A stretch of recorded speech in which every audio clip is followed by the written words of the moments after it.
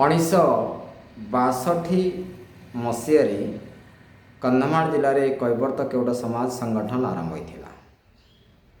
ପଞ୍ଜୀକରଣ ପାଇଁ ଅନେକ ପ୍ରୟାସ କରାଯାଇଥିଲା କିନ୍ତୁ ବିଫଳ ହେଲା। 2018 ମସିହାରେ ପଞ୍ଜୀକରଣର ସ୍ୱପ୍ନ ଦେଖିଥିଲେ ଡକ୍ଟର ସନ୍ତୋଷ କୁମାର ଦଳବେହେରା। 2019ରେ ପଞ୍ଜୀକରଣ ଶେଷ ହେଲା। ପଞ୍ଜୀକରଣ ସଂଖ୍ୟା ହେଉଛି 4333/09। ପଞ୍ଜୀକରଣ କରି women empowerment, women development, women ଇମ୍ପ୍ରୁଭମେଣ୍ଟକୁ ଅଧିକ ସାକାର କରିବା ପାଇଁ ପଞ୍ଜୀକରଣ ଭିତରେ ଅନ୍ତଃସ୍ୱରର ଏକ ସ୍ୱତନ୍ତ୍ର ସ୍ୱର ରହିଥିଲା, ଯାହାକୁ ସ୍ୱପ୍ନ ଦେଖିଥିଲେ ଡକ୍ଟର ସନ୍ତୋଷ କୁମାର ଦଳବେହେରା। ମହିଳାମାନେ କିପରି ସମାଜ ସହିତ ସାମିଲ ହେବେ, ପୁରୁଷ ସମାଜ ସହିତ ସେମାନେ ସମକକ୍ଷ ଭାବରେ କିପରି ତାଳ ଦେଇ ଚାଲିବେ, ପୁରୁଷମାନଙ୍କ ସହିତ ଏକାଠି କିପରି କୁଞ୍ଜ ଭିତରେ ବସିବେ, ପୁରୁଷମାନଙ୍କର ଯେଉଁ ଭାଷଣ, ଉପଦେଶ, ସମୀକ୍ଷା, ଆତ୍ମସମୀକ୍ଷା ସହିତ କିପରି ସାମିଲ ହେବେ, ଏହାକୁ ନେଇ ଅନେକ ବ୍ଲୁ ପ୍ରିଣ୍ଟ କରିଥିଲେ ଡକ୍ଟର ସନ୍ତୋଷ କୁମାର ଦଳବେହେରା। 2018 ମସିହାରେ ଗାଁକୁ ଗାଁ, ଘରକୁ ଘର, ବ୍ୟକ୍ତିକୁ ବ୍ୟକ୍ତି ବୁଲି ବୁଲି ପଞ୍ଜୀକରଣର ସାର୍ଥକତାକୁ, ଗୁରୁତ୍ୱକୁ ବୁଝାଇଥିଲେ। ଏହାପରେ ଅନେକ ବୁଦ୍ଧିଜୀବୀ, ସମାଜସେବୀ ସେହାକୁ ଅନୁଭବ କଲେ ଯେ ବାସ୍ତବିକ ସମାଜ ପଞ୍ଜୀକରଣ ହେବାର ଆବଶ୍ୟକତା ରହିଛି। ଯଦି ଆମେ ଦେଖିବା 1962 ମସିହାରୁ 2018-19 ଏତେ ବର୍ଷ ବ୍ୟବଧାନରେ ସମାଜ ପଞ୍ଜୀକରଣର ସ୍ୱପ୍ନ ଦେଖିବା କେତେ ଗୁରୁତ୍ୱପୂର୍ଣ୍ଣ ତାହା ଆପଣମାନେ ଅନୁଭବ କରୁଥିବେ। ପଞ୍ଜୀକରଣ କରିବାର ଅନେକ ଅନ୍ତର୍ନିହିତ ସ୍ୱର, ଭିତିରି କଥା ରହିଛି। ସେହି ଭିତିରି କଥା ଭିତରୁ ଆଜି ଆମେ ଆପଣମାନଙ୍କୁ ଏକ ଭିତିରି କଥା କହିବୁ, ଯାହା ହେଉଛି women empowerment, women development, women improvement.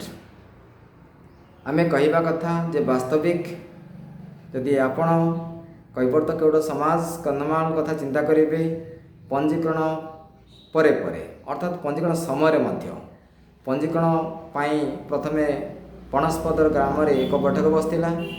ସେହି ବୈଠକରେ ମଧ୍ୟ ଆପଣମାନେ ଦେଖିଥିବେ କୁଞ୍ଜ ବାହାରେ ମହିଳାମାନଙ୍କୁ ରଖାଯାଇଥିଲା, ମା ଭଉଣୀମାନଙ୍କୁ ରଖାଯାଇଥିଲା, କୁଞ୍ଜ ଭିତରେ ପ୍ରବେଶ ନଥିଲା। ଏହା ଗୁରୁତ୍ୱପୂର୍ଣ୍ଣ ଏକ୍ଜାମ୍ପଲ୍।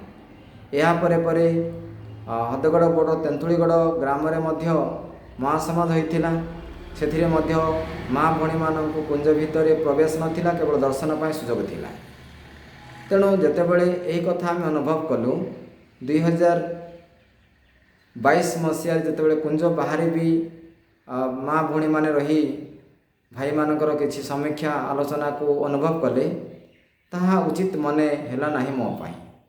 ତେଣୁ ମୁଁ ସ୍ଥିର କଲି ଯେ 2022 ପରେ ପରେ ଯଦି କୌଣସି ମହାସମାଜ ହୁଏ, ତାହେଲେ ନିଶ୍ଚିତ ଭାବରେ ମହିଳାମାନେ କୁଞ୍ଜ ଭିତରେ ପ୍ରବେଶ କରନ୍ତୁ ଏବଂ ମହିଳାମାନେ ଦୁଇପଦ କଥା କହିବାର ଅଭ୍ୟାସ ଆରମ୍ଭ କରନ୍ତୁ ଏବଂ ଦୁଇପଦ କଥା କହି ଯୁକ୍ତି ଗଠନ କରିବା ସହିତ ସମାଜକୁ ସାମୂହିକ ଭାବରେ ବୃଦ୍ଧି କରିବାରେ ସହାୟକ ହୁଅନ୍ତୁ। ଏହି ଉଦ୍ଦେଶ୍ୟରେ ମୋ ଚିନ୍ତନ ପ୍ରକ୍ରିୟା ଆରମ୍ଭ ହେଲା। ଏହାପରେ ମୁଁ ଶ୍ରୀ ସନ୍ତୋଷ କୁମାର ଦଳବେହେରା ସେହି ସମୟରେ ଅନୁଭବ କଲି ଯେ ମହିଳାମାନଙ୍କୁ କାହିଁକି ଆମେ ଟିକେ ଡିଷ୍ଟାନ୍ସ ମେଣ୍ଟେନ୍ କରୁଛୁ, ଏହାର ପଛରେ କ'ଣ କାରଣ। ତେଣୁ ପୁରୁଷ ପ୍ରଧାନ ସମାଜରେ ମହିଳାମାନଙ୍କର ଅଂଶୀଦାର କମିଯାଉଛି, ଏହାକୁ ଅନୁଭବ କରି ଆମେ ଗୋଟିଏ ଚିଠି କଲୁ। ସେ ଚିଠି ଥିଲା ତାର ହେଉଛି ଚିଠିର ଲେଟର ହେଉଛି, ଆମେ ଆପଣଙ୍କୁ ଟିକେ କହୁଛୁ ଡାଟା, ମୋ ପାଖରେ ଡାଟା ରହିଛି। 3/11/2023ରେ ଆମେ ଗୋଟିଏ ଚିଠି କଲୁ। ସେହି ଚିଠି ଆପଣମାନେ ଦେଖିପାରୁଛନ୍ତି। ଏହି ଚିଠିରେ ଆମେ ଲେଖିଲୁ ଯେ କନ୍ଧମାଳ ଜିଲ୍ଲାରେ ଥିବା 5ଟି ରିଜନାଲ ବା ଆଞ୍ଚଳିକ କମିଟିରେ ଯେଉଁ 7 ଜଣ ସଦସ୍ୟ ଅଛନ୍ତି, ସେହି 7 ଜଣ ସଦସ୍ୟଙ୍କ ଭିତରେ ଜଣେ ମହିଳା ସଦସ୍ୟ ରହିବା ଅତି ଜରୁରୀ, ନହେଲେ ସେହି କମିଟିକୁ ଆପ୍ରୁଭାଲ୍ କରାଯିବ ନାହିଁ। ଏହା ସହିତ କେନ୍ଦ୍ରରେ ଯେଉଁ 11 ଜଣ ସଦସ୍ୟ ଅଛନ୍ତି, ସେଥିରେ ଜଣେ ମହିଳା ସଦସ୍ୟ ରହିବା ଅଲବତ, ନହେଲେ କମିଟି ଆପ୍ରୁଭାଲ୍ କରାଯିବ ନାହିଁ। ଏପରି ଷ୍ଟ୍ରଙ୍ଗ ଇନଫର୍ମେସନ୍ ଆମେ ଜଣାଇଲୁ 4ଟି ଆଞ୍ଚଳିକ ବୋର୍ଡ଼ମାନଙ୍କୁ। ଆଉ ତାହାର ଫଳ ଆମେ ଅନୁଭବ କଲୁ 13/5/2026 ନବଗୋବାରେ ହୋଇଥିବା କୈବର୍ତ୍ତ କେଉଟ ସମାଜର ମହାସମାଜରେ। ତେଣୁ 2023ରେ ମଧ୍ୟ ବରଗୁଛା ବେଡ଼ରେ ମହାସମାଜ ହୋଇଥିଲା। ସେଥିରେ ମଧ୍ୟ ନାରୀମାନଙ୍କର ଭୂମିକାକୁ ଅଣଦେଖା କରାଯାଇଛି। ନାରୀମାନଙ୍କର ଇମ୍ପୋର୍ଟାନ୍ସକୁ ସେଥିରେ ଗୁରୁତ୍ୱ ଦିଆଯାଇନଥିଲା। ଏହା ଗୁରୁତ୍ୱପୂର୍ଣ୍ଣ ଥିଲା। ସେଥିପାଇଁ ସେହି ସମାଜକୁ ମହାସମାଜ ବଦଳରେ ମହାମିଳନ କରିଦିଆଗଲା ବୋଲି 13, 11, 12 ଏପରି 3 ଦିନ ଭିତରେ ଅନେକ ସ୍ୱର ଶୁଣାଗଲା, ଆପଣମାନେ ଜାଣିଛନ୍ତି। ତେଣୁ 2026ରେ ଯେଉଁ 3 ଦିନ ଧରି କୈବର୍ତ୍ତ କେଉଟ ସମାଜର ମହାସମାଜ ଆୟୋଜନ ହୋଇଥିଲା, ସେହି ମହାସମାଜରେ ଆମେ ଗୋଟିଏ ବିଷୟ ଅନୁଭବ କଲୁ ଯେ ଆମେ ଯେଉଁ ପଞ୍ଜୀକରଣ କରିଥିଲୁ ସେହି ପଞ୍ଜୀକରଣ ଭିତରେ ଭଉଣୀମାନଙ୍କର ସ୍ୱର ଶୁଣାଯାଉ, ଆମେ ତାହା ଶୁଣିବାକୁ ପାଇଲୁ, ଯାହା ଏକ ବିରାଟ ସଫଳତା ବୋଲି ଆମେ ଅନୁଭବ କଲୁ। ତେଣୁ ଆମେ ଆଜି ଖୁସି ଅନୁଭବ କରୁଛୁ ଯେ ଆମେ ପଞ୍ଜୀକରଣ କରି ମହିଳାମାନଙ୍କ ସ୍ୱରକୁ ସମାଜରେ ସାମୂହିକ କାର୍ଯ୍ୟରେ ପ୍ରୟୋଗ କରିବାରେ ସଫଳ ହୋଇଥିବାରୁ ଆମେ ନିଜକୁ ଅନ୍ୟ ମନେ କରୁଛୁ ବା ଅନନ୍ୟ ମନେ କରୁଛୁ।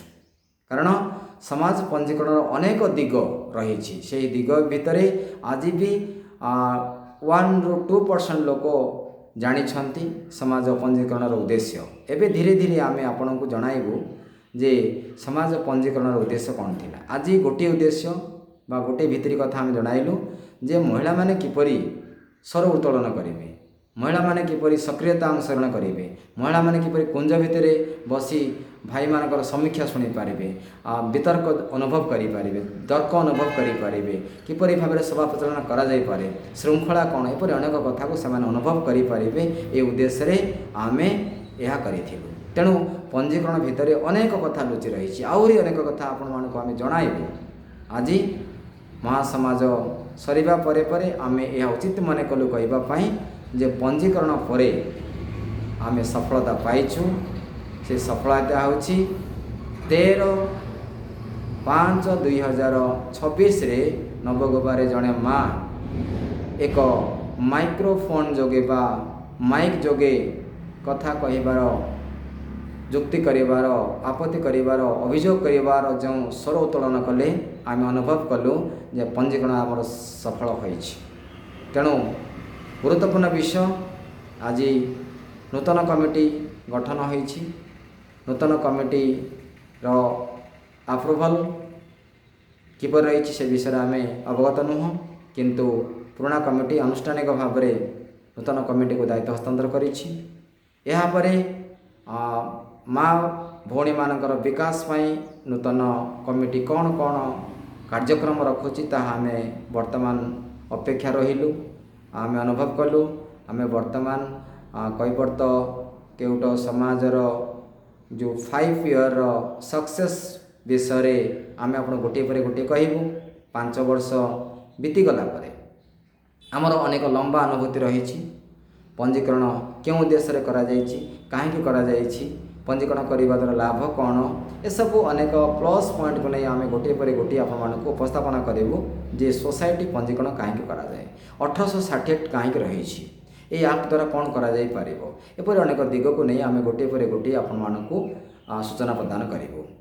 2026 ଅର୍ଥାତ୍ 3 ଦିନ ଧରି ଯେଉଁ ବୈଠକ ନବଗୋବାରେ ହୋଇଥିଲା, ସେହି ବୈଠକରେ ଆମେ ଗୋଟିଏ ଜିନିଷ ଦେଖିପାରିଲୁ, ତାହା ହେଉଛି ମହିଳାମାନଙ୍କର ସ୍ୱର ଉତ୍ତୋଳନ କରିବାର ସ୍ୱରକୁ ଆମେ ଅନୁଭବ କଲୁ।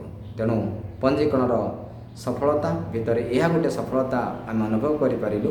ତେଣୁ ଆମେ ନିଜକୁ ପଞ୍ଜୀକରଣ କରିବାରେ ପୂର୍ଣ୍ଣ ସଫଳତା ପାଇଛୁ ବୋଲି ଅନୁଭବ କରିପାରିଛୁ। ଏହାପରେ ଆଉ କେଉଁ କେଉଁ ସଫଳତା ଆସିଛି ସେହି ଦେଖାଦେଲା, ଅନୁଭବ ଆମେ କରିଛୁ, ତାକୁ ସମୀକ୍ଷା ଆଧାରରେ ଆପଣଙ୍କୁ ଗୋଟିଏ ପରେ ଗୋଟିଏ ଉପସ୍ଥାପନ କରିବୁ। ଆଜି ଥିଲା ସେହି କଥା ଯାହା ମହିଳାମାନେ ଦ୍ୱିପଦ କଥା କୁହନ୍ତୁ, କୁଞ୍ଜ ଭିତରେ ପ୍ରବେଶ କରନ୍ତୁ, ଏହା ଆମେ ସଫଳ କରାଇବାରେ ସଫଳ ବ୍ୟକ୍ତି ଭାବରେ ପ୍ରଚ୍ଛଦ ପଟରେ ଆମେ ରହିଛୁ।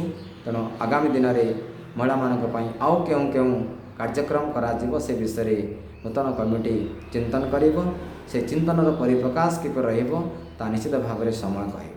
ତେଣୁ ଆଜିର ଉପସ୍ଥାପନା ଆମେ ପୂର୍ବତନ ସମ୍ପାଦକ ଭାବରେ ଆମର ଏହି ଅନୁଭୂତି 3 ଦିନ ଧରି ସମାଜ ବୈଠକରେ ଅନୁଭୂତି ସାଉଁଟିଥିବା ପ୍ରତ୍ୟେକ କ୍ରିୟା ପ୍ରକ୍ରିୟାକୁ ଆମେ मन रखीछु ताको आपको गोटे पर गोटे प्रेजेंट करूँ। तेणु जो समाज पंजीकरण होती से समाज पंजीकरण दिग एवं भाग संभाग को कर्मकर्ता माने बुझंतु। केवल कैवर्त केवट समाज भाई भाई मैंने यहाँ बुझंतु, यह आम चाहूना। जो जो सोसाइटी गुड़िक रेजिस्ट्रेशन होती सोसाइटी गुड़िक रेजिस्ट्रेशन वैल्यू एवं वैल्यूएबल इनपुट आउटपुट को देखंतु। आम आउ थे कहवाक चाहूँ women empowerment, women development, women increment एपरी अनेक कथा आज आम देखा पाइलु। यह अनुभूति आम आपण को प्रेजेंट करुछु। एक संपादक भाव में यह आम आपको उपस्थापन करुछु। तेणु कैवर्त केवट समाज पंजीकरण कर भितरी कथा पार्ट 1 रे आपको रखीचु। आम पार्ट 2, पार्ट 3, पार्ट 4 एपरी आम अनेक पार्ट रखीचु नियमित भाव में देखंतु। तेणु निश्चित भाव में आम निवेदन करूँ जे जो भाई भाई मैंने समाज को रजिस्ट्रेशन कर सरकार निकटत होती से निश्चित भाव में महिला मानी किसी काम करूँ। से सुरक्षा, से शिक्षा, से दीक्षा, से निजुक्ति, से जो विकास को अनुभव करेंगे ताले वुमेन एम्पावरमेंट सक्सेस कहुपर। Presented by Odisha vision TV, Tikawali correspondent and Skate Foundation principal Tikawali. Thanks for watching from the Skate foundation.